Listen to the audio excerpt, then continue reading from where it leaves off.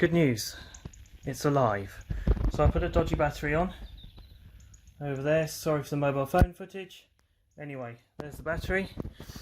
And I found that well, the ignition wasn't connected and a few other things weren't connected. I had immobilizer trouble, but anyway, watch this.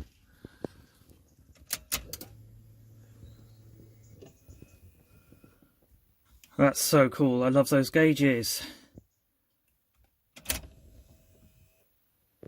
And look, it's doing something with the aircon as well. That's pretty cool. Okay, so here we go. I've got the crashed Subaru. It's in the unit. The digger was amazing. Made it so much easier. Wish we'd had it last night, but we didn't. So now I'm going to start stripping the Subaru. Can take the bonnet off first, throw those away, and just makes life easier. And then going to start fiddling around with the rest of it and taking the engine out. So here we go.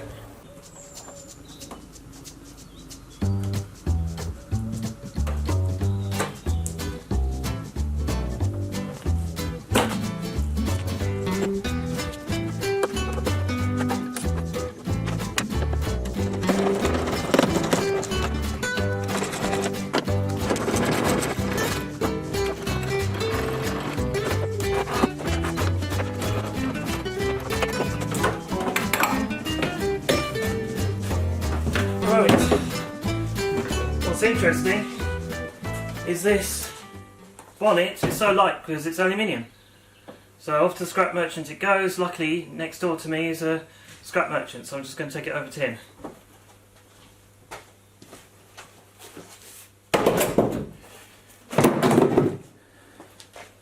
I've just realised there's been a problem. There's a bit of a problem, so we're actually missing the throttle body. That's annoying. I hope it's in the car, so I can satisfy my curiosity. I'm just going to start pulling bits out of the car and see whether it's in the back anywhere.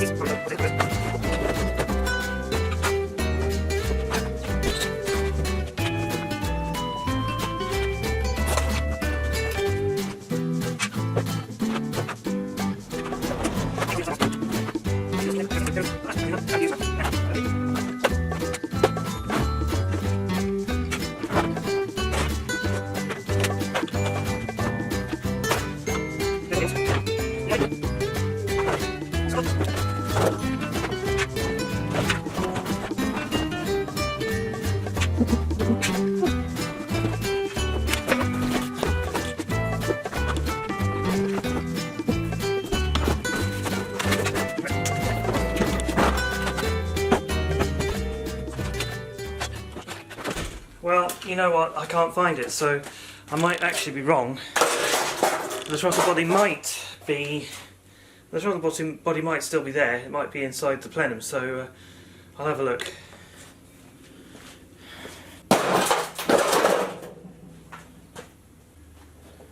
Or, another idea. Can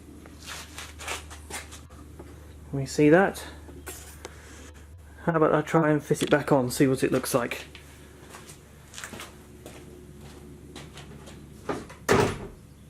The trouble is, I've never worked on a Subaru before, so I don't know how it goes at all.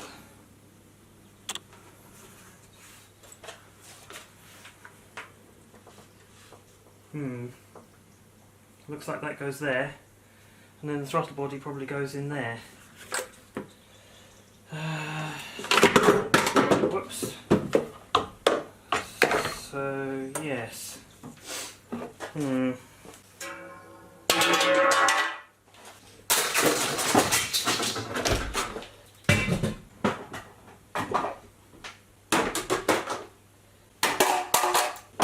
Well, I can't see it anywhere.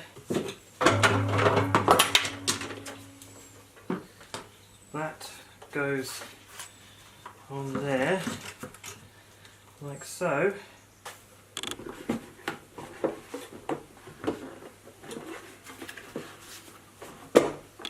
Probably something like that.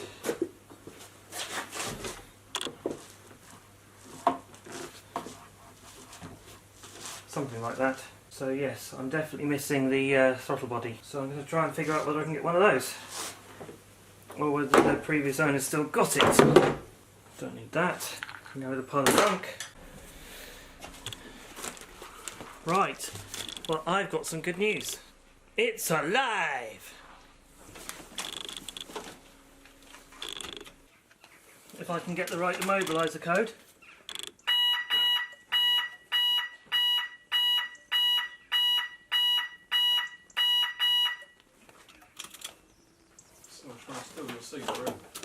It's alive.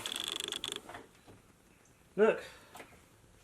Hello Nick. Hello, how are you? Alright, thanks. You've arrived just in the nick of time. Come and have a look.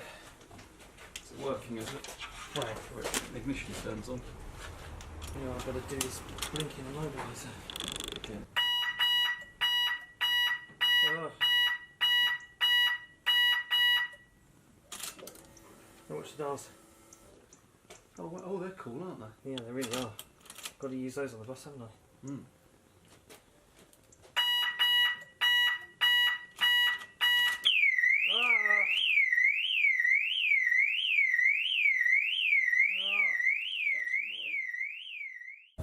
Right, so a quick update.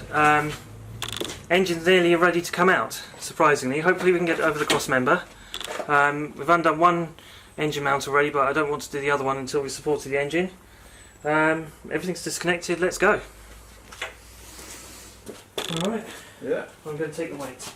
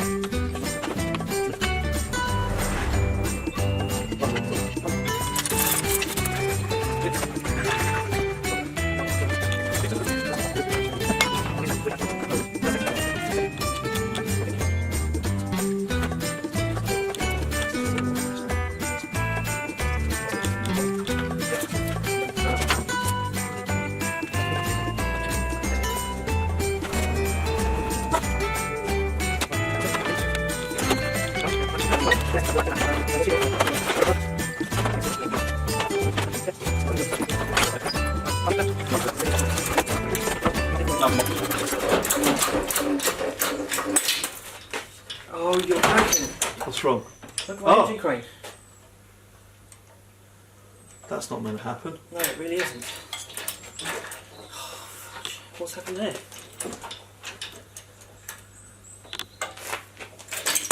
Oh. Looks like there was a bolt in there. Bottom. So I heard something drop on the floor. There, that. So we've got that. So we need to bolt that and that back on. Okay. And then we're back in, and probably that one. My goodness me. And then we're back in business, Andrew. Maybe top it up with oil. Yeah, I've got some jack oil here somewhere. Oh, It's all fun and games, isn't it? It's no. Car capers. DIY. Without damaging the seals, hopefully. You okay? Yeah. Very slow.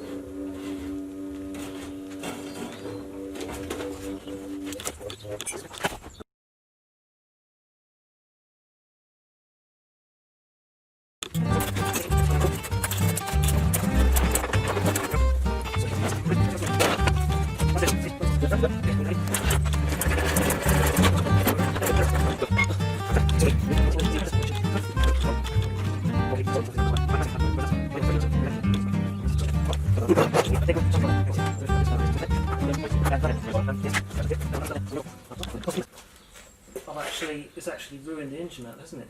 Yeah. But what happened to it? That was falling off down there. Yeah. That must have been broken anyway. Huh. Interesting. That's a big fracture. It must have been like that for ages. Yeah. Because I didn't feel any resistance when I started to jack it up. Didn't even need to undo that one. No. Oh no, I stood on some trim panels. Oh. Don't Make do an that. already mark on it, Nick. Don't do that, you can sell them. Pardon? Don't do that, you can sell them. Oh, I know, but it's a lot of diminishing returns. Rolls-Royce Avon Turbo Steel. My battery's going, so we'll call it there, quits there, but we've got the engine out. Taking a look at it. Excuse how filthy I am. It's hard work. Anyway, we're just going to move the engine and then call it quits for the day. Good stuff. Oh, Nick. Yeah. Say hi. Because you Hi. say hi yet. My friend Nick. We're here for another day. I spent a night during the week just taking all the stuff out of the front of the car, all the wiring and that kind of stuff. So now I'm going to move inside the car and start to disconnect and remove the loom from there. Most people's advice is to keep the car until the conversion is complete. The idea is that in case you need anything that you don't have, and if you've thrown away the donor car, then you can't get anything that you need.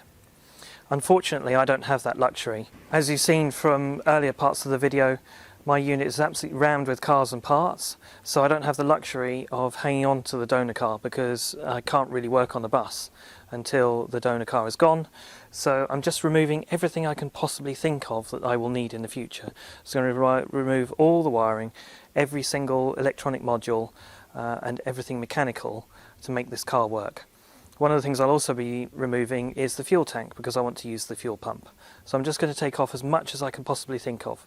The other thing is I'm hoping to get some money back for any spares and parts that I don't need for the car. So for example the seats, I'm not sure about using the seats.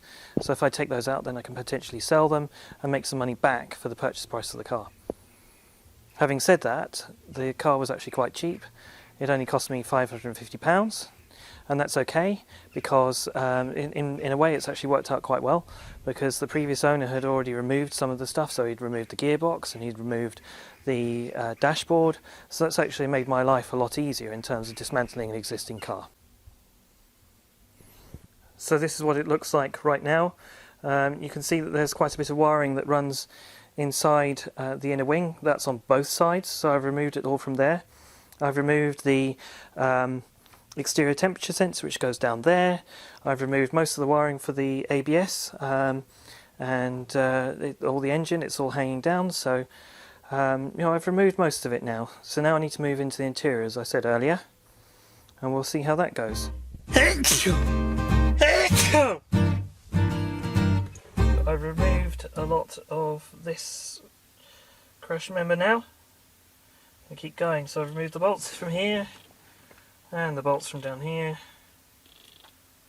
and from down here, but now I'm noticing that there's lots to undo here. You can see the steering column and a few other bits connected up there, so I'm just going to remove those and not bore you with watching me do that. Update you in a minute. So I've dropped the steering column down after removing the steering wheel. That was really easy, someone had already started it. Undone this bracket here. That's out of the way. The sooner I get rid of these trim panels the better. I'll do it in a minute. Now there's this, which is the fuse board, and there's a couple of bits I need to take off for that, so I shall do those in a minute.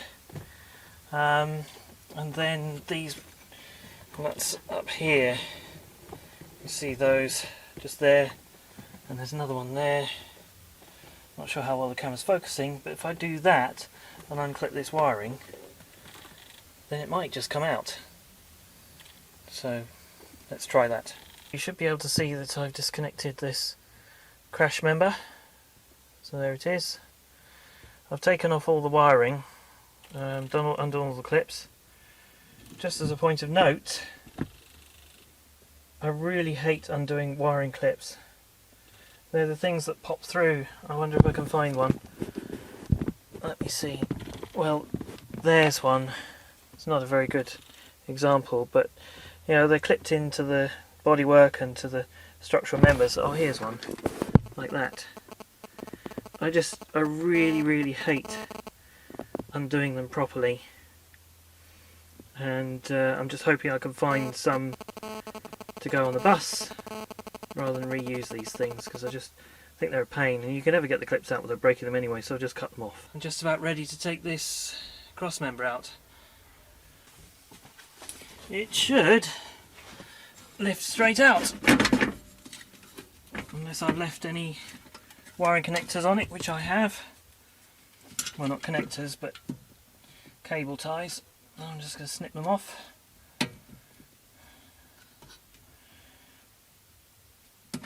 There we go.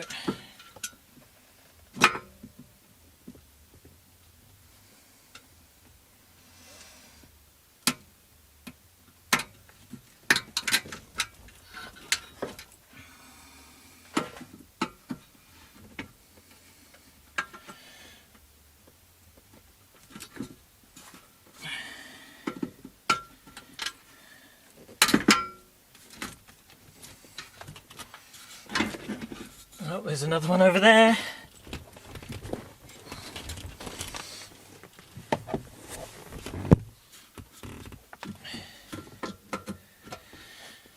Snip that one. That one's off. Oh, is there another one?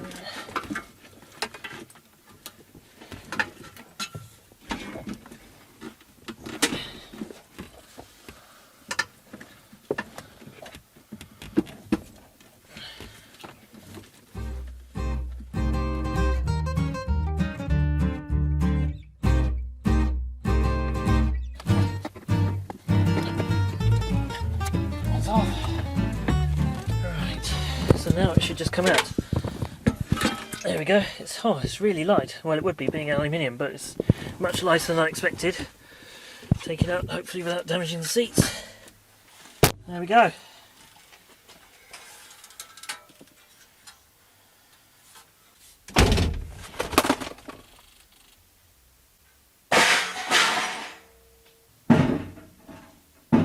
So now I've taken out the crash member. There's an awful lot of wiring to take off. Not scared by it, but I just don't really quite know where to start yet. One thing I did notice is this is the ECU down here.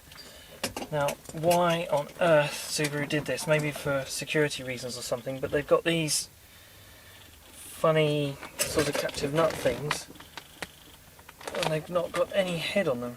But I don't know if you can see that, but there you go. So they've got these kind of flat tops on them. Nothing to grip onto. So I have to get some mole grips on those. That's what I'm thinking at the moment. I don't have a Dremel at the moment with me, or an angle grinder. I don't want to get an angle grinder in here. Well, again, I've got no idea why this is so, but actually I've taken another look and they're spot welded. So see that? It's spot welded. That's really frustrating, and try as I might, I can't get this ECU out of its cradle.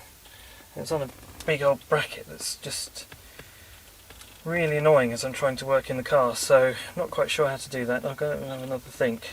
Okay, so there's no easy way for me to remove the ECU at the moment. So what I'm going to do is focus on the HVAC system next. Heating, ventilation, air conditioning. I'm going to try and get these major modules out of the way. Give me a bit more space to work. And I also don't know whether I'm going to be able to use any of these components, but I want to put air conditioning in the bus. If I can find something for the Subaru stuff, then it all just works as long as I can control it, but let's see how it goes. Now, this is really weird too. I'm not sure if I can show it, but let me just try. Here, from this plug here, not that one, this one, there is a black wire that loops through here, that focuses, that goes through there, and then it comes down, and then it's just cable tied to this bit here without going anywhere. So it's just cable tied there. I'm going to snip that because I can't remove everything without doing it, but it's very strange, it just ends nowhere. Don't know if it's required or what, it's just looped through here. Anyway, thought that was weird. At this point I feel like I'm making really good progress, but this video is already long enough, so let's call it quits for today. Next time on Project Minty, I continue with removing the rest of the wiring from the shell. Look forward to seeing you next time. Remember to subscribe, like, share this video. Hope you enjoyed it. See you soon. Bye!